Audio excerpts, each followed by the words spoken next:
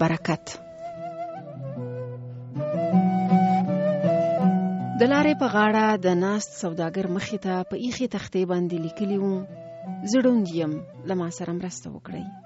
یو ځوان چې غرمه مهال هورې تېرېده د تختې څنګ ته ایخي خولۍ ته یې وکتل. پام یې شول چې له نابینا سره چا مرسته نه ده کړې.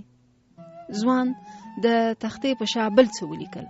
همدا شاتنۍ خوا یې را مخې ته کړه او لاړ.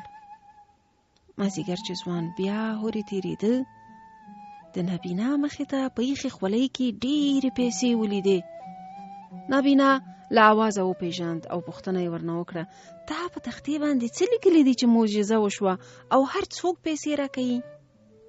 ځوان ورته وویل: ما لیکلي دي چې پسرلی دی خو زه یې نه وینم.